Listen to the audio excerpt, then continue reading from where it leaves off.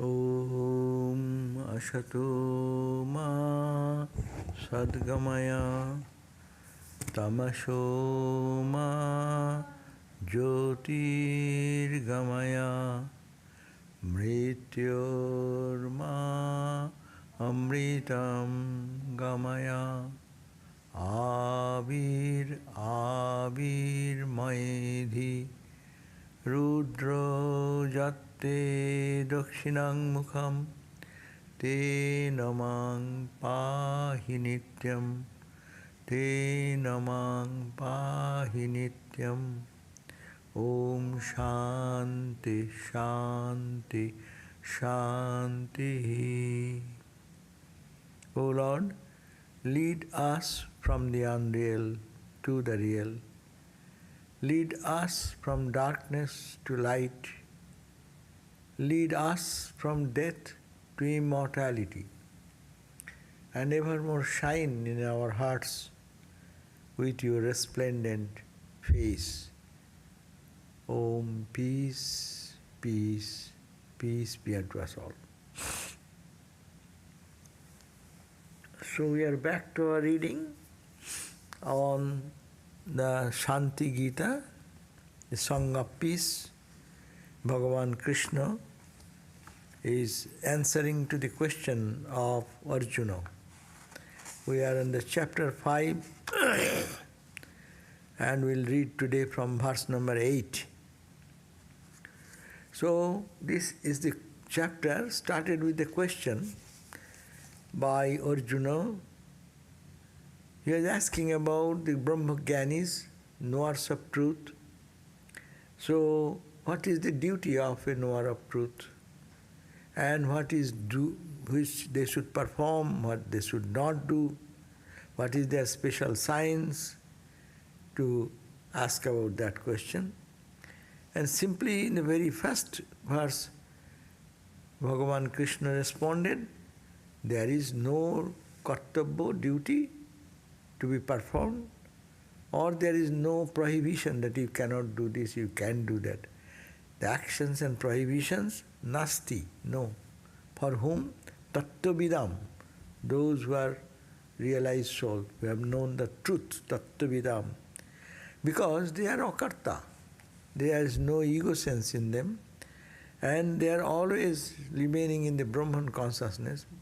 Therefore, they are freed from the what is called prohibition and the action. And even the Vedas, which is the controller, all our duties, actions, the Vedas suggested, no?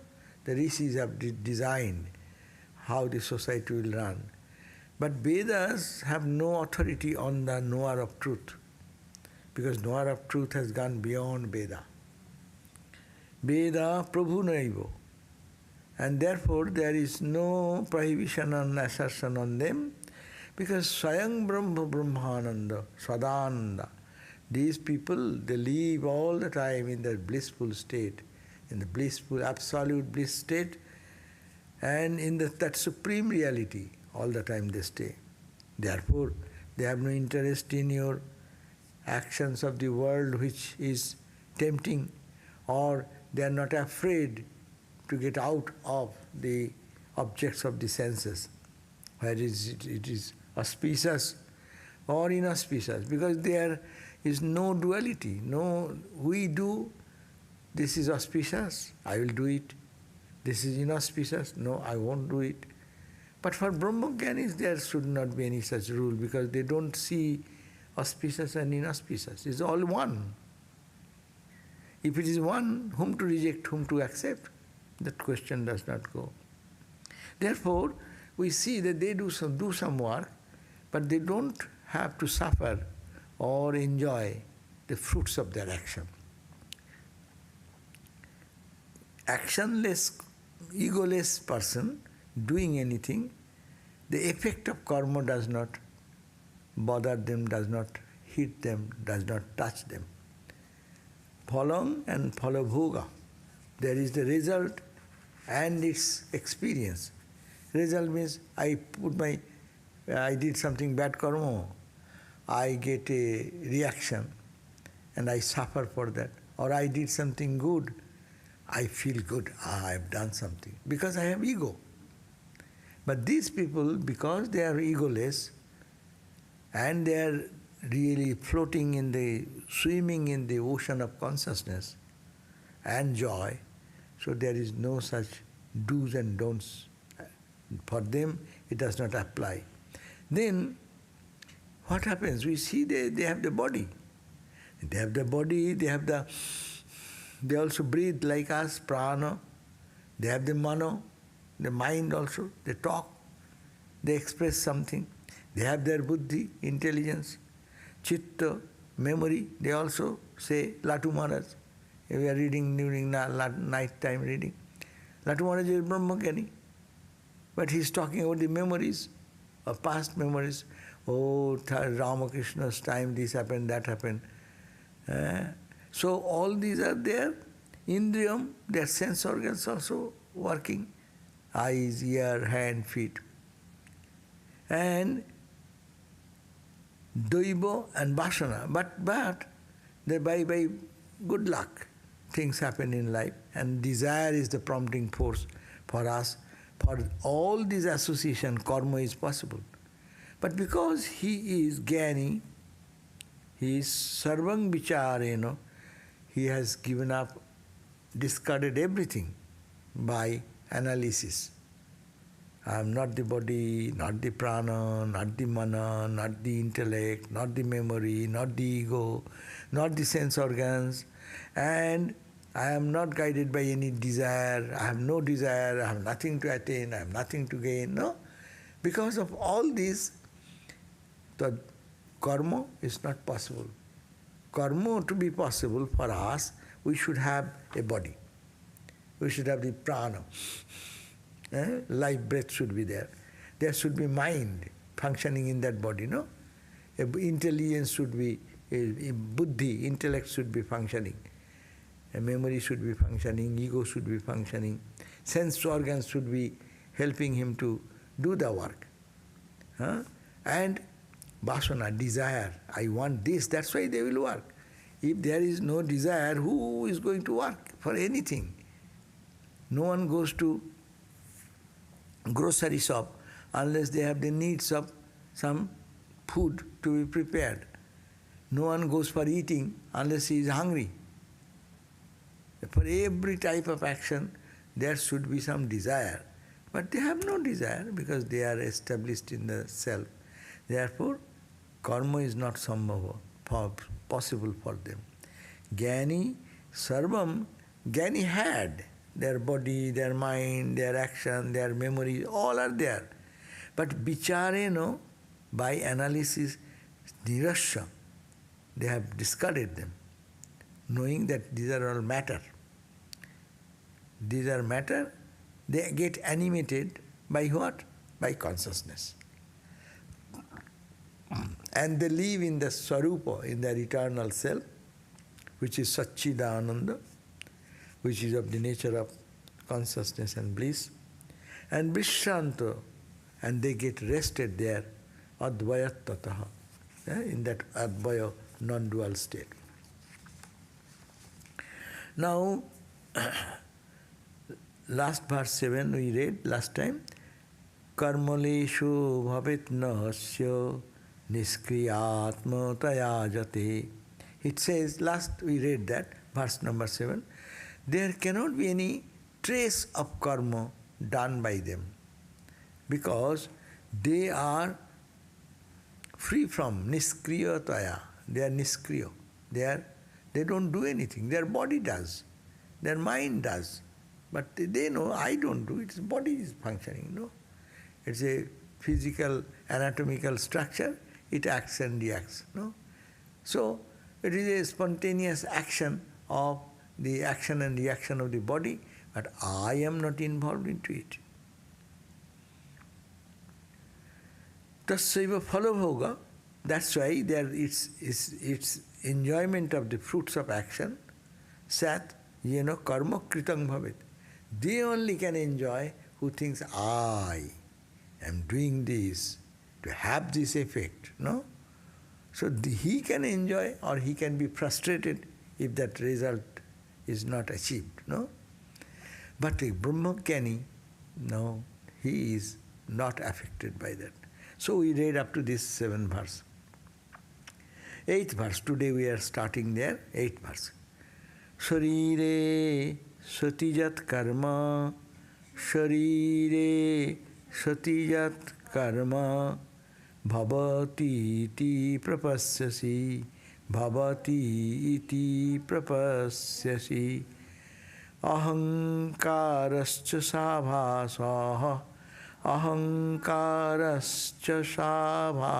sābhāsaḥ, kartā, bhoktā, atra karmaṇaḥ, kartā, bhoktā, atra karmaṇaḥ. Then the naturally question comes, who enjoys them? Who is the person who enjoys? You say they live in that consciousness, they don't experience any bad effect or good effect, but their body is doing the karma. Then who enjoys? Body enjoys? The senses enjoy? No. It is the sābhāsaḥ kartā, ahaṅkāra. Ahaṅkāra, ego, when reflected in the consciousness, what happens? In the ego, Atman is reflected. In the water, in a jar. The water has no shining nature of its own. But if the water, the sun in the sky gets reflected, the water becomes as if full of light. Therefore, ego think that ego is like a reflecting media. Consciousness of the Absolute reflects there. Ahaṅkāra, ego, it has no power. It cannot do anything. It is jada. But it becomes active when you say, I do, I will work, I will attain this, I will reject this, I will fight out this. All this is coming. So, who is the worker here? Ahaṅkāra, in the ahaṅkāra, sābhāsaḥ, the abhāsa, the reflection of consciousness which is in the I, ego, there is the reflection that is called the light. Very important point to understand. Isn't the ego just an idea? It's not an actual thing that can reflect. Isn't it just an idea? It is very fine level. In the final level, this is also, but it is maybe fine, but it is in the level of the matter. It is not the consciousness. It is that you take the saṅkha idea. Saṅkha philosophy, see, you put a pot and then put water, then pour some rice, pour some potato, pour some other items, no? Now, if the heat is here, if the heat is not there, there will be no action in the pot. So first the pot gets heated, is it not?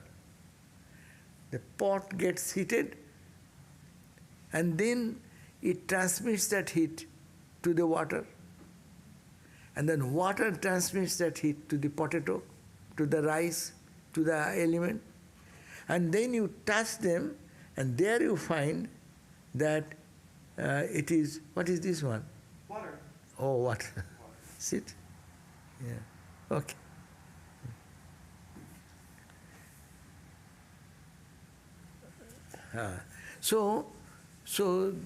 But heat is not the nature of the pot.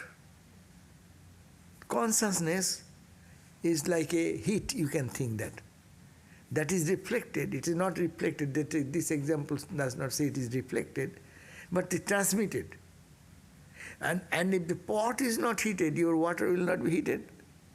If your ego is not lighted by the consciousness, then behind the ego pot, then water. The example I have given. So here is the ego, buddhi, intellect. intellects get heated, and then it transmits its heat to the mind. Mind transmits its heat to the breathing prana energy, and that transmits to the body. Therefore you see, body is shining, body is moving, but it is not. It comes to the brain. We call the, sit in the back. Oh, is it here? 3-4 line before. Go behind. Yeah, spread out a little bit. Yeah. So, that is the point. Here the example is giving that the ego is the cause where the consciousness gets reflected. So Ramakrishna gave the example. It is called the jivas. Who are the jivas? Reflected consciousness. Reflected consciousness. Consciousness is consciousness. The sun is sun. But this pot becomes shining. There you find a reflected sun. So what is the pot in this? Pot is the body. Is the body. But why Body. ego? Body is not only body. We have to look at that. What are the things? Body is here. The pranic energy is there. Mind is there. Intellect is there. Ego is there. All together is a human personality. But this appears shining, that means active, conscious. My eyes are blinking, ears are hearing. These are because not of its intrinsic nature. It has been borrowed. It has been reflected. It is reflected by, as Ramakrishna's example, 10 pot example, and put water, and you see 10 sun, 11 sun you see, no?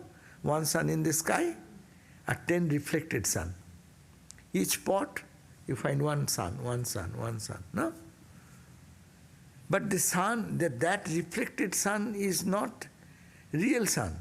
It is reflected because you have a pot, because you have a body, because you are thinking, you have a mind.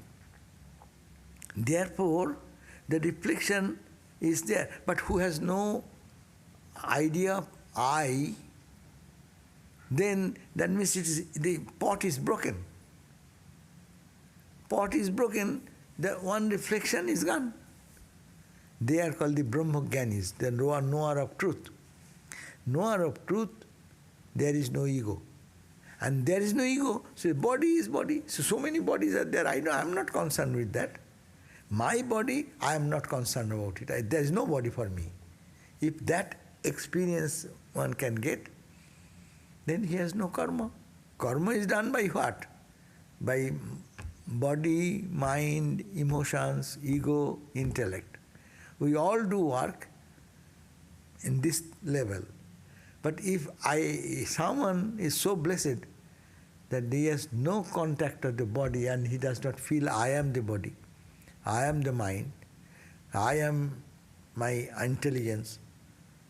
So if that I is gone from him, then he is no doer. The people who are crazy, whose brain is totally gone, what they do not know. That's why they are not punished much, because they do not know.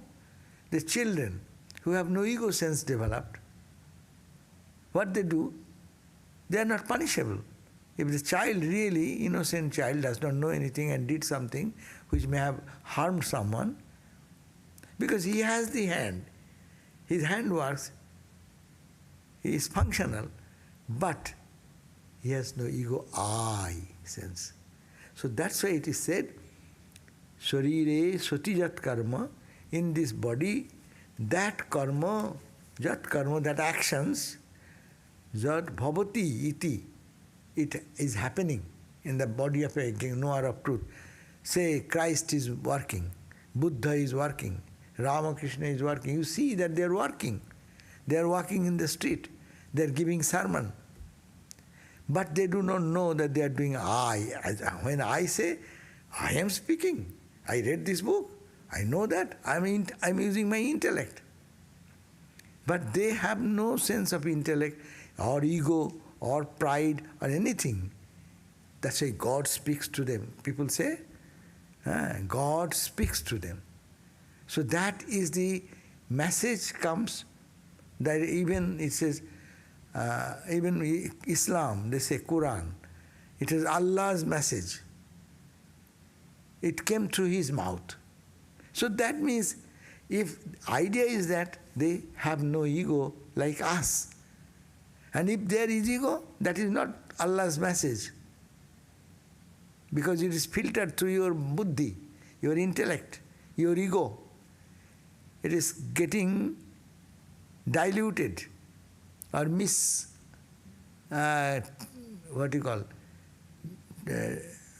is misconceived. It gets clouded. So that is not God's message.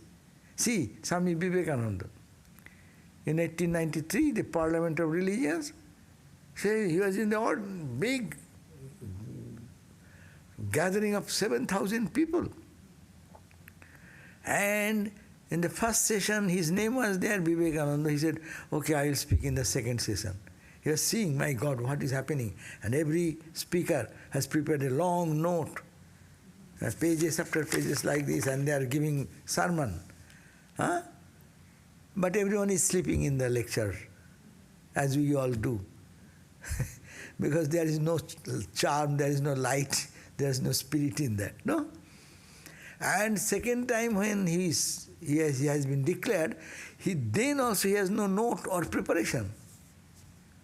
He just stood up and said, I remembered Mother Saraswati, the goddess of learning, and saluted her and stood up. And what he said, I said, I do not know. That means someone is speaking through that instrument. Their ego is like a child's ego. Not childish, but childlike. So that is the point here. If anyone can do that, that person will be free from karma.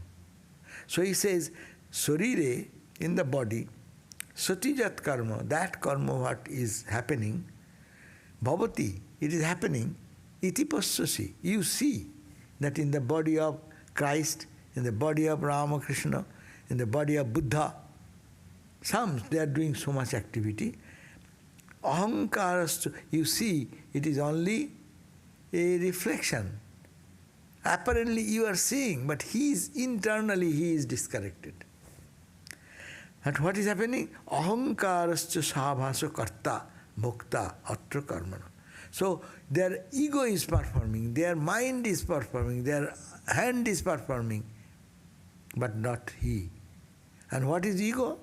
It is a reflection of the same. As I give the example just now, in a jar, there is a sun, original sun, and its reflection. So that reflected ego says, I am doing everything. So it is called the theory of, it is called the Kivad. Bimbo pratibimbo-vāda.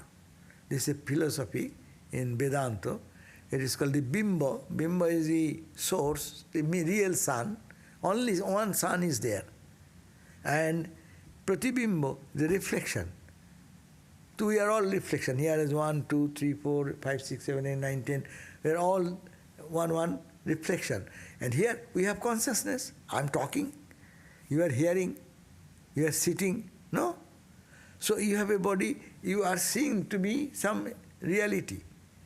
But these are all conscious because of the consciousness reflected from the original sun of knowledge. And that is the Atman. So there, ahaṅkāras sābhāsaḥ kartā bhoktā iti karmaṇaḥ. So who does this karma? Who has the ego sense, and it is reflected in that ego, that consciousness that gives the relative consciousness. We are aware of everything. This is not the awareness of the hand. Hand is not a sentient being. Hand is perceived by some consciousness. And that consciousness is the real conscious entity reflected into ego. So you have to understand, we have 5 layers of covering over the reality. One is look at that, this is the physical body. This physical body behind is that energy body. Energy. You eat calorie. This is that. People say, oh, I am becoming weaker. Huh? Why you are becoming weaker? Your energy level is getting down.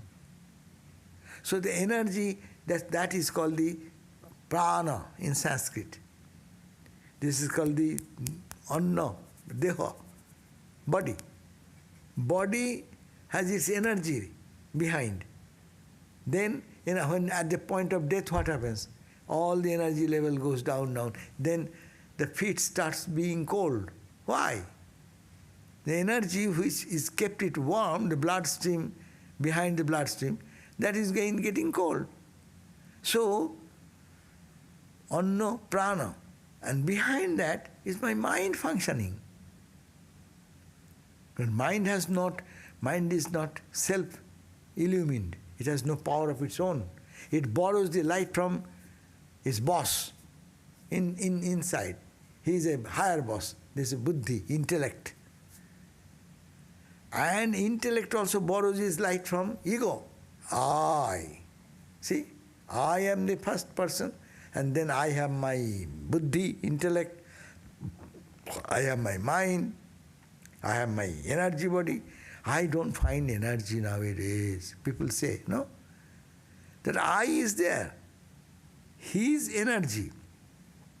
So it is reflected, and goes down and down and down, comes to the body. So someone is walking. It is the energy manifesting. But this body, dead body cannot walk. Why the dead body does not walk? Why the dead body does not see? There is eyes, there is ear, he does not hear. Why? Because the energy is withdrawn from there. And where the energy came, prana, it came from mind. Mind is withdrawn. People don't keep their body. When they die, mind is not in the body. So going back, ego, that ego is also not acting here. It goes into the subtle level. So detachment automatically happens to the body. Isn't ego just when aware conscious, it is identified with the mind. It gets identified with Yeah, ego always gets identified with something or other. something. Yeah, But always. if it's not identified, if it's back and not identified with that. Yeah, normally for us, ego is always identified with mind sometime, with sometime ego, intelligence. Yeah. We say, do you know? I know this.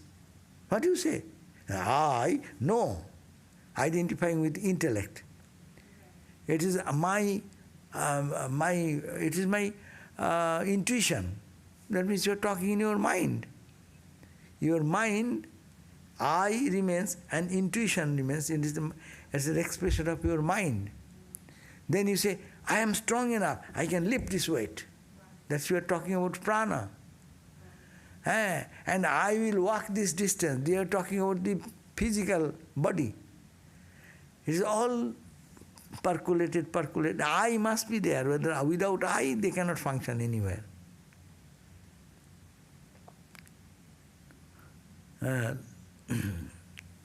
So, śarīre satijat karma bhavatī iti prapaśyasi ahaṅkārascha sābhāsaḥ kartā bhoktā iti karmaṇaḥ. So, its translation will be śarīre, in the body of your being, jat karma, all the actions you are doing, hand moving, eyes seeing, ear hearing, you are drinking, you are sitting, you are sleeping, whatever activity you do, bhavatī takes place, iti prapaśyasi, as an observer, you see, it is antakarana, ego, cha, sābhāsaḥ, reflected consciousness. There is no light in the water jar.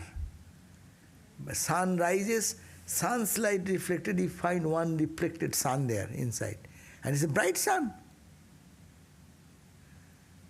But is the sun real? No. Actually, it is a reflection. So, ego is like water. And in that, it is reflected, the sun, the consciousness is reflected. That's why our ego becomes alive. So this is to be understood that's called Vedanta analysis. Who is conscious? Your ears are conscious? No. Reflected consciousness. A dead body, if you touch his ear and pull like that, look at that. If the dead body, you go and touch his ear and he will not say, oh, what are you doing? But do it to me now, I will be reacting. There is a consciousness, but this consciousness is not limited in the ear. It has been coming down, down, down into the body, and a part of the body is this. It is to be meditated. This subject is a deep subject. You have to concentrate and focus and think. Think what is happening in your own body. That's why Vedanta does not ask you to believe something. And normally, all the religion will say, what is your faith? What is your belief system? It is no belief system. It is a rational thinking. You think and give me the response. How you are breathing? What is the cause of your breath? The heart is beating. Why the heart is beating? No, there is some prana. What is the prana? What is the energy? Why the energy comes? Oh, I eat something. They eat something. Why that even you can put something in the mouth of a dead body and there is some food. Why he does not see? Why he does not talk? So question yourself. So what is the reality behind? That's why you have to move one step and deeper step. It's a very intellectual inquiry. So it is not to just say that I believe something, but it is the analytical mind will find out that it is a rational thing. You cannot deny it. You cannot deny. Reflected consciousness gives us the validity of our activities, of my thinking, my understanding, my misunderstanding. That's also given. My misunderstanding is also a reflected consciousness. Water is white, clean water, dirty water. There will be reflection will be different. You take a yellow water, put some yellow color in the water, the reflection will be different. Blue, it will be different. But break it. Where is the reflected?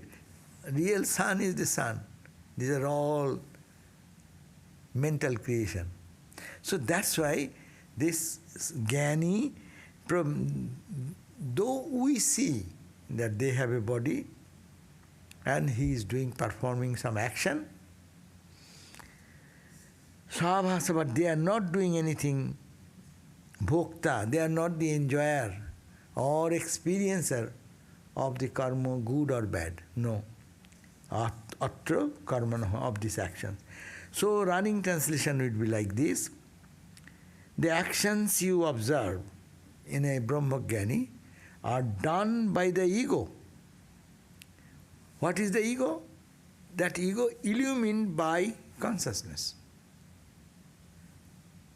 Imagine a sun and there is a pot and in that water, and that water reflection is happening. You till the water, the sun is moving. Huh? So all activities are because of that. If ego is gone, then there is no reflection, there is no action, there is no good effect, bad effect, nothing. So when they talk about the koshas, Oh, these are the koshas. there's annamaya kosha, Pranamaya, annamaya kosha, manamaya kosha, Vijnana, vijnana, and Ananda. Ananda is the ego. Anandamaya kosh. ahaṅkāramaya kosha. Anandamaya kosh, other name is ahaṅkāra. Okay. It falls within the five. Okay. Annamaya means is a physical body. Pranamaya is the energy I was talking about. Pranamaya. Manomaya is the mind. Understanding, firm conviction, intellectually, that is called the Vijnānamaya. And Anandamaya kosha is equal to ahaṅkāra. Same five kosas we are talking about. So the original, the reflection is in the Ananda. First Anandamaya kosha. Yeah. We have drawn that diagram many times, but people forget. If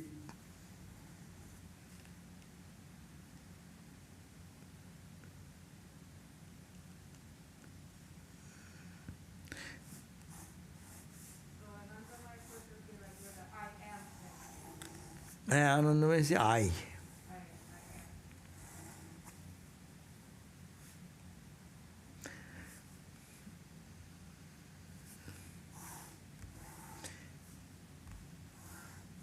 This is like this. The inside is the consciousness, no? The center, you may not see very well. Internally, if you think what is in me, that consciousness.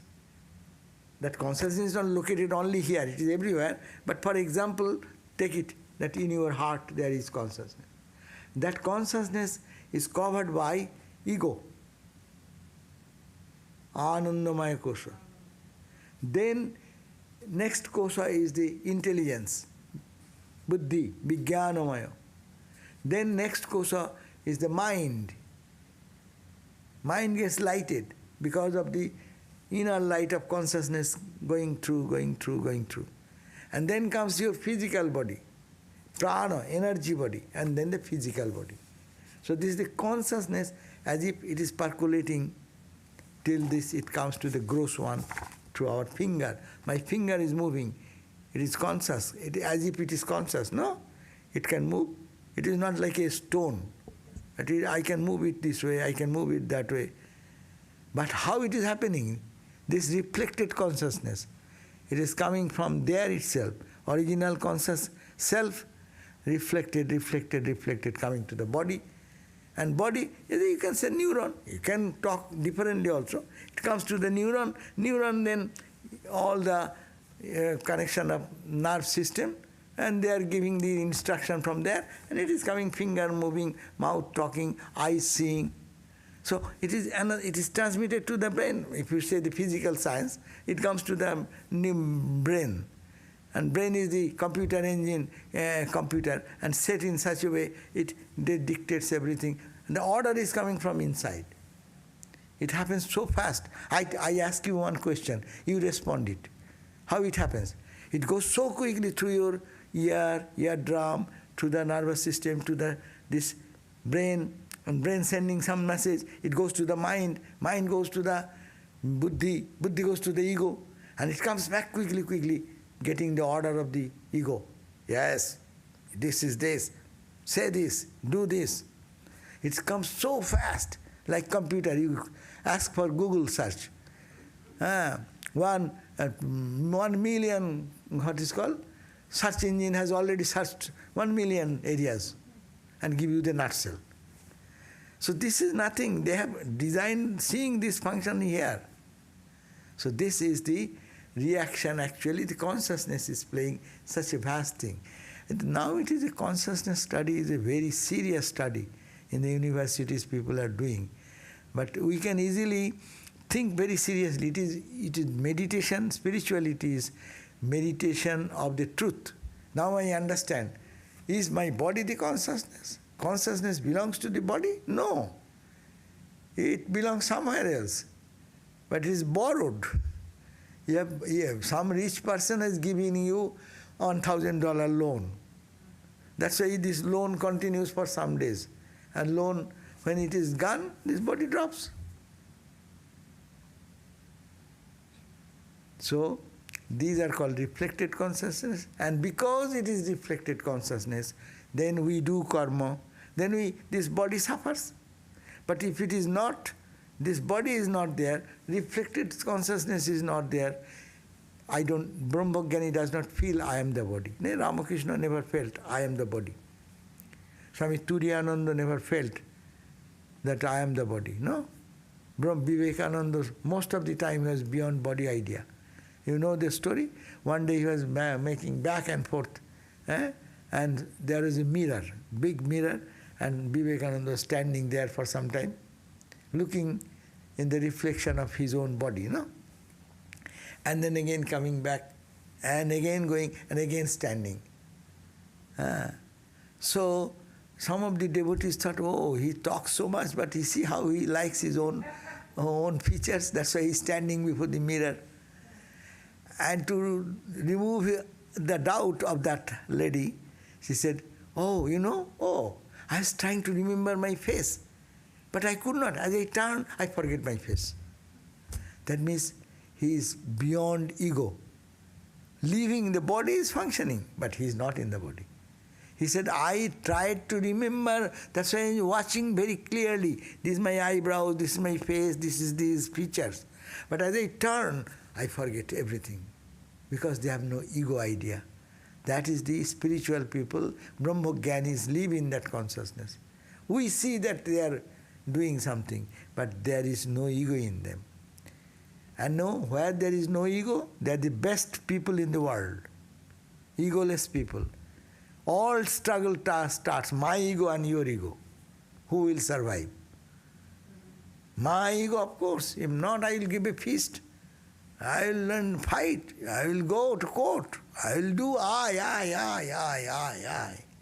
I will change the world. I will do this. And I. And see, by doing I, they battered themselves.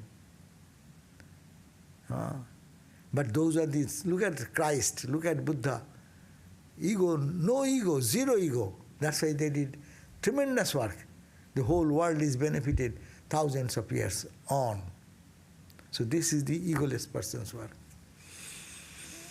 So the translation is because of your being in the body. The actions you observe in the jnānī, actually, done by ego. Not ego. Ego cannot do anything. Ego illumined by the light of consciousness, and is the doer and the enjoyer of all action. That ego enjoys. I enjoyed, no? I had a good sleep. I got a good meal. I had good ice cream. Oh, today's meal is so bad. So, I is experiencing the joy or suffering. Who enjoys it? I enjoy, is it not? I suffer. That's why I is the enjoyer, I is the sufferer. But for a Brahmajnani, this I is zero. So there is no question of this enjoyment and fun or suffering of this world, but they live in that eternal joy, eternal sweetness, eternal love. That's why even in cross, they can bless others. No? So that is the point. They are not touched by this. Now, next verse. You see, we are in a very difficult area, very serious Vedanta analysis. People do this at this point. It's very high Vedanta now. sākṣiṇā bhasyate sarvaṃ, sākṣiṇā bhasyate sarvaṃ, jñānī sākṣī svayaṃ-prabhaḥ, jñānī sākṣī svayaṃ-prabhaḥ, saṅga-sparśau tato nasto, saṅga-sparśau tato nasto, bhānuvat loka-karmabhiḥ, bhānuvat loka-karmabhiḥ.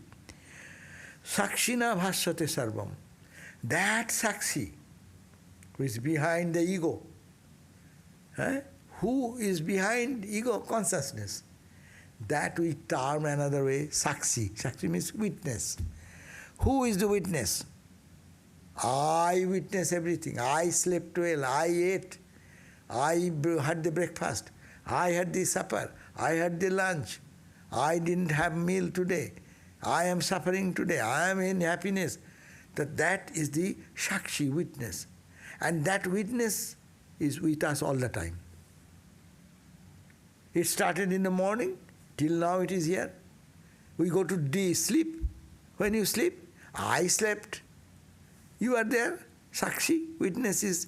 Someone in you is observing day and night 24 hours, 365 days, till you are born, till you will die. You always say, I.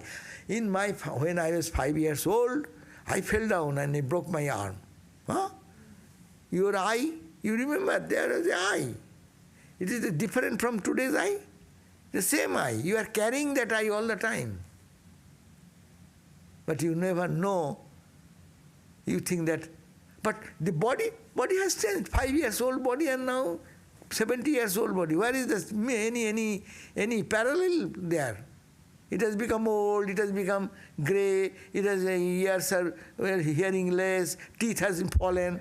So, what is the similarity with the 5 years old, 10 years old, 20 years old, 30 years old body? There is no correction. But I, in my childhood, I in my youth, I in my school, I in my college, in my workplace, I is always what witnessing everything going on. And that I is always with you. That's called the I as sākṣī, witness I, witness consciousness. sākṣiṇā bhasyate, and that witness consciousness is the light behind us.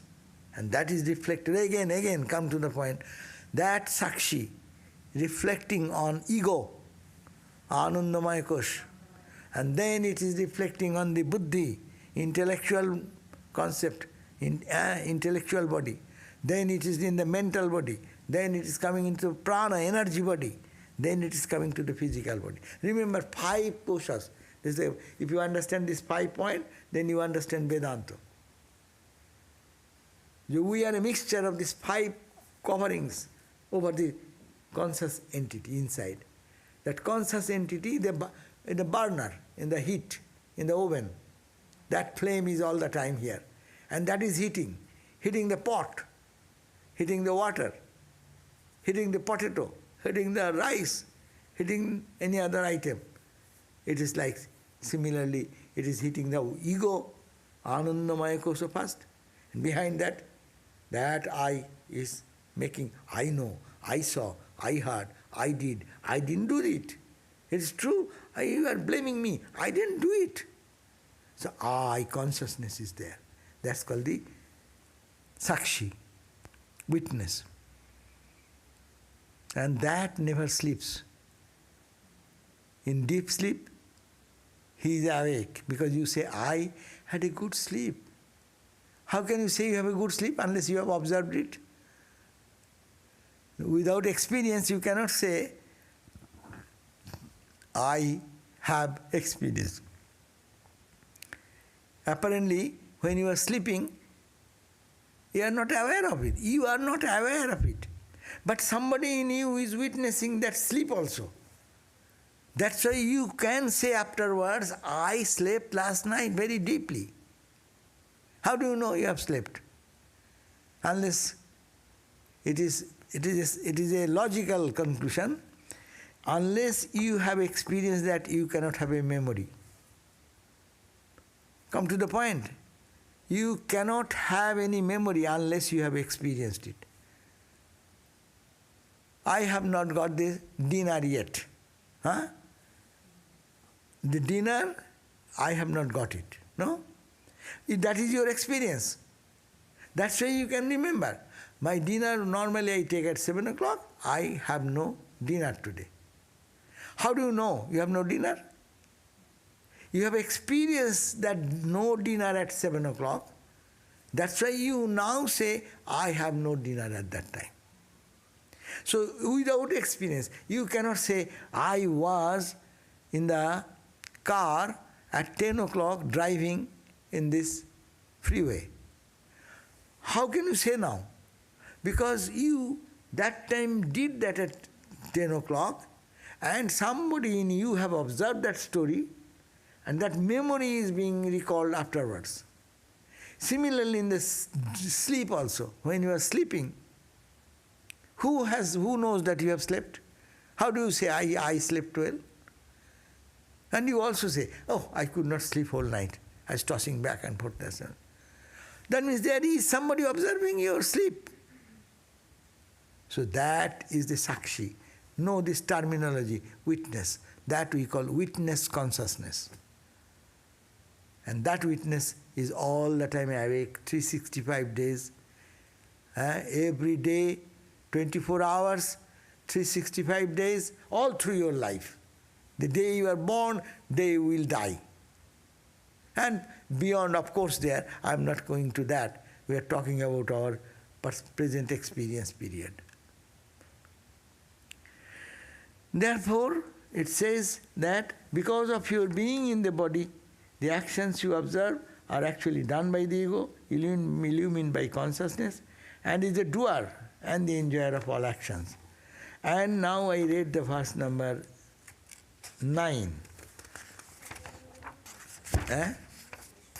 One question, no. 9 I have read the verse, I should read the meaning also. So everything, 9 verse, sākṣiṇā bhasyate, everything in the world, every experience is illumined by the witness consciousness I talked about so long. The knower of truth himself is the self-effulgent witness. Those who have known, I am that Brahman, they live in that, identified with the consciousness. They never mix with this side. But because we are ignorant, we identify with our body, mind, our good dream, bad dream, our good action, bad action, our love, our hatred. We are all get mixed up and we get the effect of those things. So, therefore, for a jñānī, means the knower of truth, like the sun, there is no touch of attachment and contact with the worldly, mundane activities. Though they do the mundane activities, worldly activities, but they are not at all touched by them. They are beyond that. It's a great study. Just think about that. There's a new thought. We never think in this way. No? Did you think? Did you ever thought that way? That in me, who is functioning? Who is observing all this phenomena of life's experience? Who is that guy? Where is he sitting? Where is God? Who gives me the power to speak? Who makes me eat and digest? All these things happening. What is that? That is this consciousness. And that is the witness consciousness. And when we identify with the witness consciousness, nothing of this world will affect us. Because we cannot do that, we come down to the intellect, to the mind, to your emotions, to your energy body and to physical body. So we suffer because our identification goes this way down. And they don't suffer because their identification goes to the consciousness itself. That is me only. I am not all this. Okay, so I end here today and have some questions. So we shall address them. Om Shanti, Shanti, Shanti. Harihi Om Tat Sat. Sri Ramakrishna-arpanamastu. Next Tuesday there will be no class because Shivratri. So 2 announcements. Tomorrow there will be a Gita gospel class given by one of our nun, Shiva Prana. And next 1st of March, 28th is this month. The 1st of March there will be Shiva night here. We do the performance of worship. So this class will be cancelled that day. Next Tuesday, no class.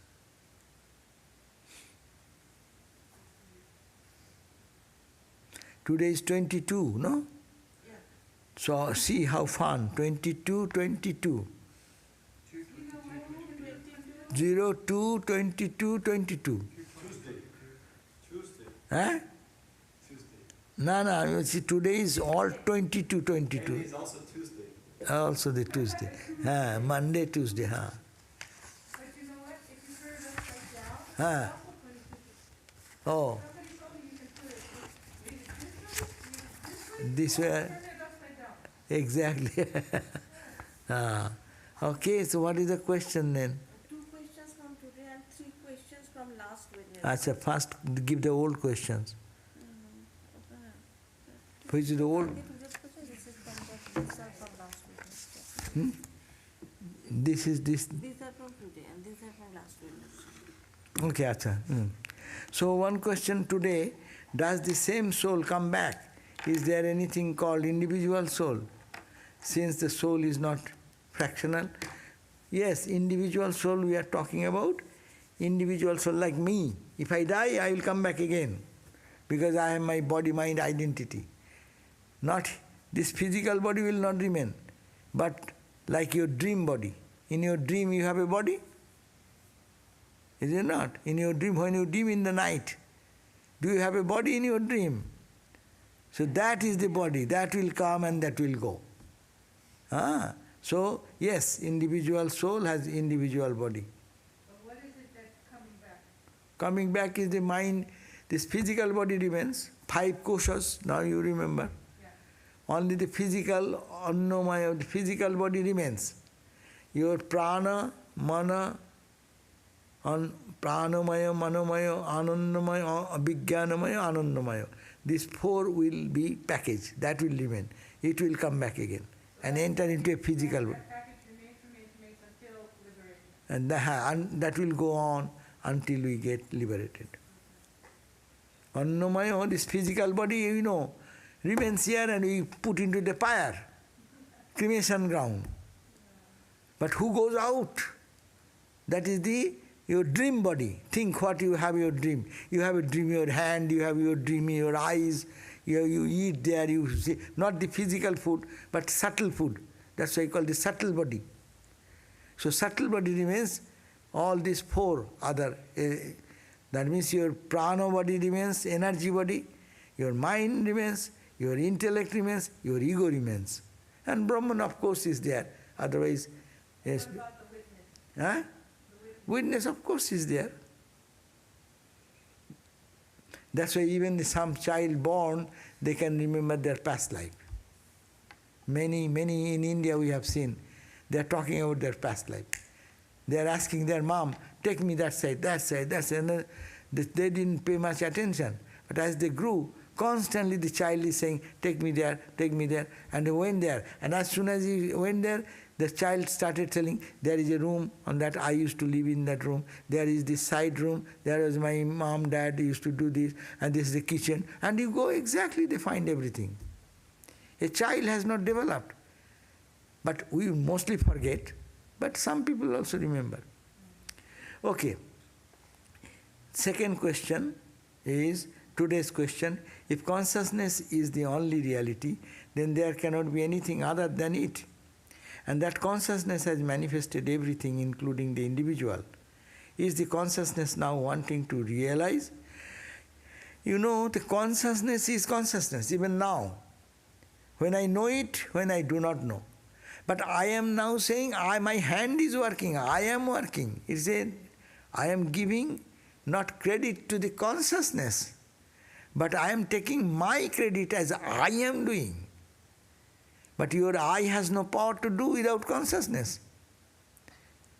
Again the example I have given, the pot and pan and the food items inside cannot be heated unless there is a heat, consciousness. Compare the heat with the consciousness. And pot pan is the body, is the pot pan. Pot cannot be hot, rice cannot be hot, potato cannot be hot, water cannot be hot. Even your spoon cannot be hot if there is no heat behind. So this is the point. Yes, we are conscious all the time, but we do not know it. And the jñānīs, the knowers of truth, they know it. Difference between us is only that. I am working, I am talking by the power of that consciousness, but I do not know.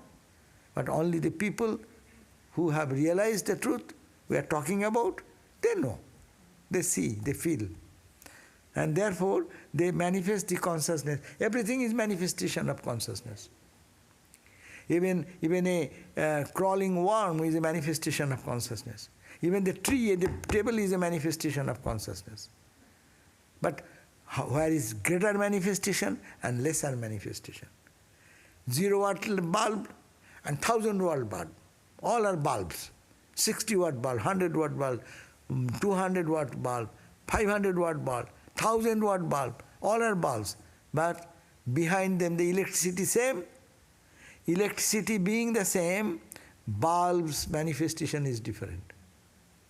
So this is the only, this whole world is a manifestation. And manifestation is different in different levels. And therefore your question that if consciousness is the only reality, then there cannot be anything other than it. True. There is nothing but consciousness. That is with the beating of the drum, the ancient sages of the Upanishads, all the saintly people are talking about that. There is nothing but God. They say different language. There is nothing but Christ. Christ in the front, Christ in the back, Christ in the left, Christ in the right, Christ below, Christ above.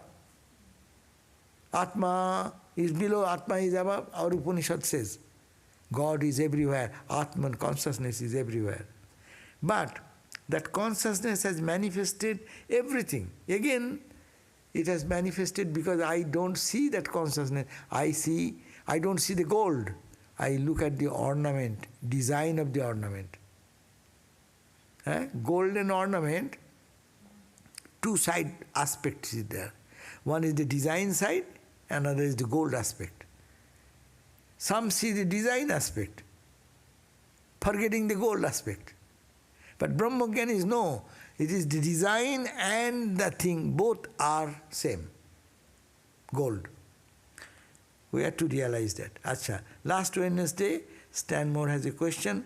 I am going to these 3 questions last time. Is it so that even Ramakrishna lives only in my mind? Yes, Ramakrishna lives in your mind, but in a pure mind. But when your mind will be so pure, then Ramakrishna will be infinite, all pervaded, Satchidananda. Understand this point, please? That, yes, Ramakrishna is in our mind at this present state, because if we think and mind becomes pure, you can meditate on him more and more. And then as you meditate more, you will understand. Ramakrishna's body will be effulgent, and then it will be expanding into infinite ocean of consciousness. So that mind, in a purer mind, state of mind, this mind when it will be pure by every day meditating on Christ or Buddha, Rama, Ramakrishna, your mind will be pure and pure and pure and pure, and when it will reach the perfect purity, you will see that it's everywhere is that what you're talking about in Vedanta, consciousness. You term it consciousness, you call it Ramakrishna, you call it Christ consciousness, you call it Buddha consciousness, whatever. Another question, I read that everyone will be liberated someday or other. Are there a finite number of souls? In this infinite creation, how can you say finite? Number is infinite. No. If I ask you, how many ripples are there in the ocean? Limited number of ripples. Infinite number of ripples. What it matters? Ripple comes up the ocean, plays on the ripple, and waves play on the ocean. And after the play, it merges into the ocean. So what is the question of making a finite? There is no finite, because everything comes from Brahman. Brahman is infinite. And you look at the creation, how many stars are there? Can you say it is limited? How many billions, trillions, how many trillions are there? You cannot count it. Even this material manifestation is countless. So what do you think of the jiva, individual soul? There is no limited number. You are thinking that there is 1 trillion souls. Okay, if 10 souls get liberated, then the rest of the people will be ignorant.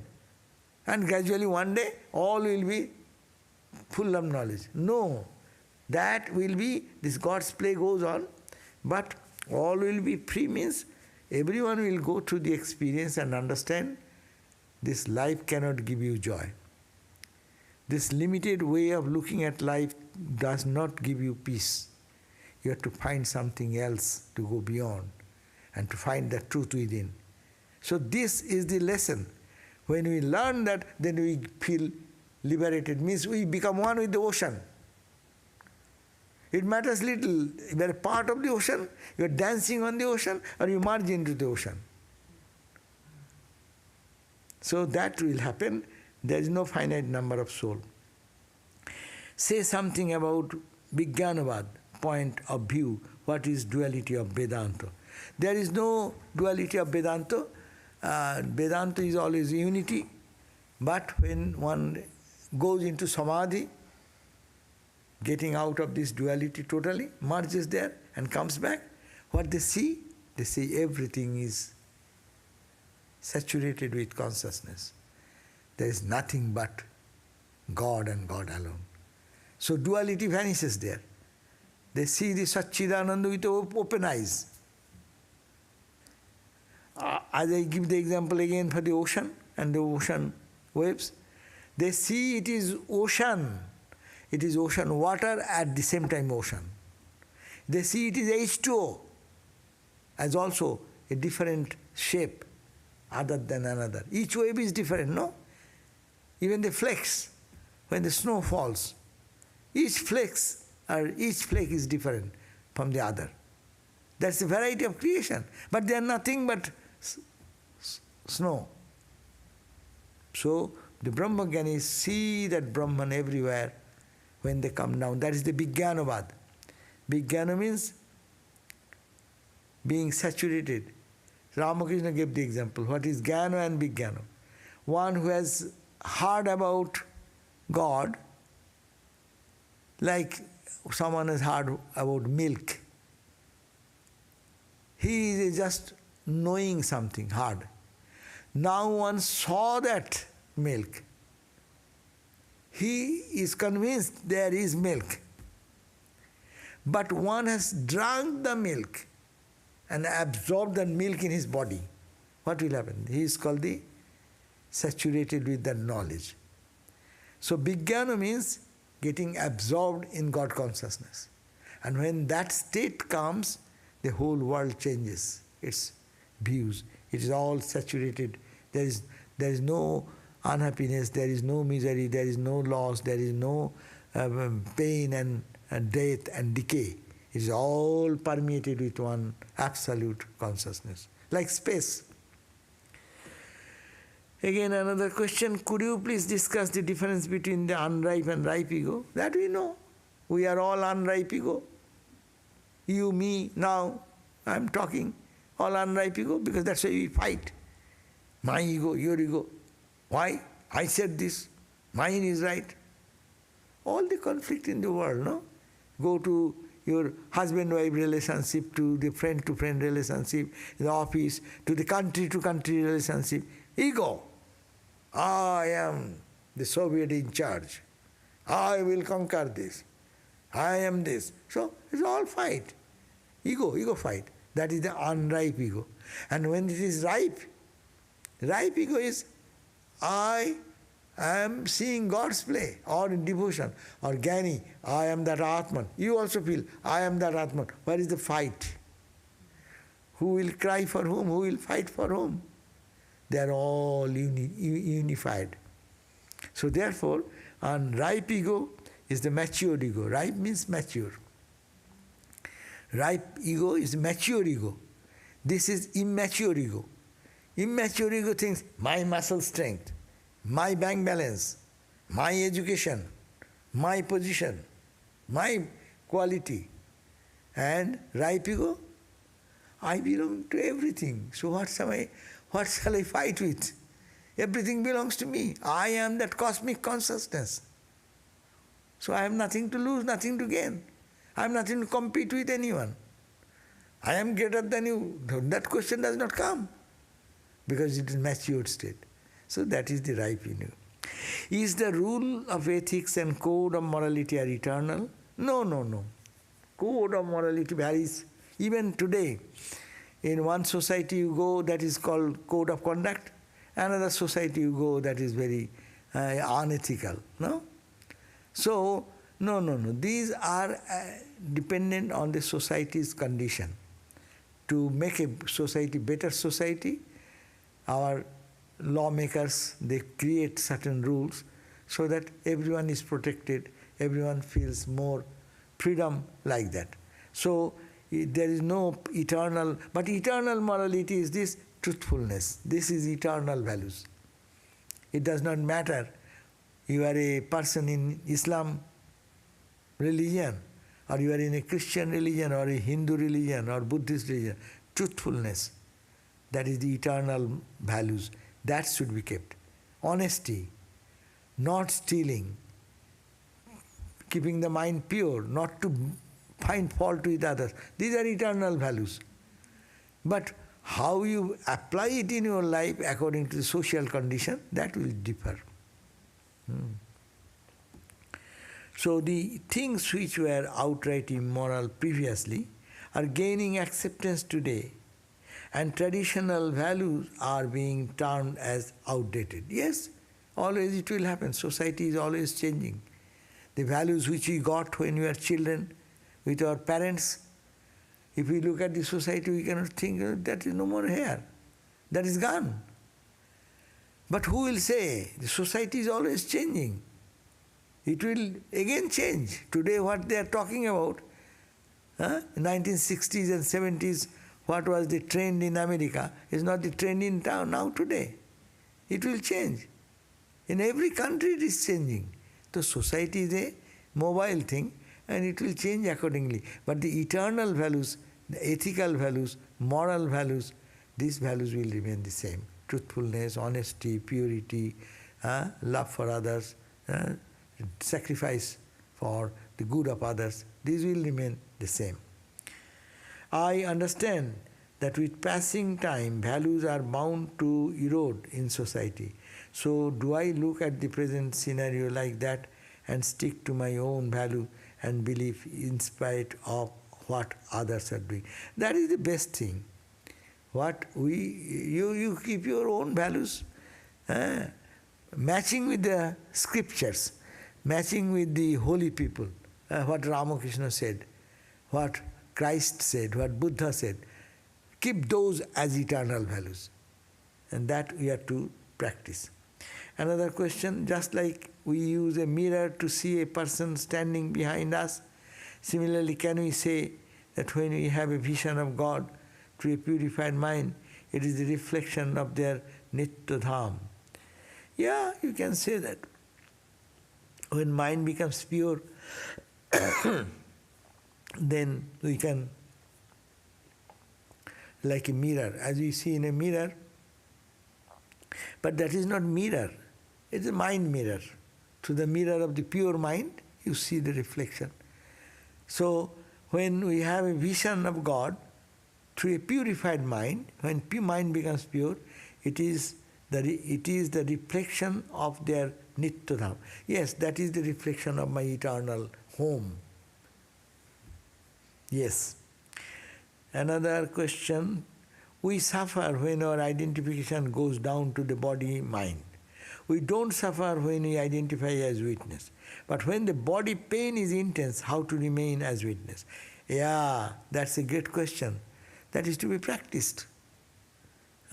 Maybe I will fail. But truth does not change for that. It is scientific reason is that my body is in aches and pains.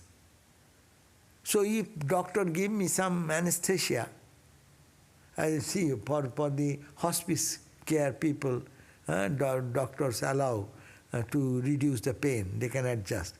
How? You adjust the medicine, you don't feel pain. Pain is going on in the body. That means this is external means to control by medicine. Internal process is that withdraw the mind and put it in God. If you intensely think of something else, you will not feel the body pain. Does it not happen? that your backache is there, but you are intrigued in watching a TV. And you are very interested in that. By that time you forgot the pain. So it is possible we have to practice spiritual discipline, that we can then feel, even the body will suffer, but I will not. Another question, the identification shifts to the body at that time. What is the way to stay as witness? To shift it to the witness. It is going to the body. But if we can not pray, analyze, my mind is going to the body, therefore I can feel the pain here. But if I withdraw the mind and have the capacity,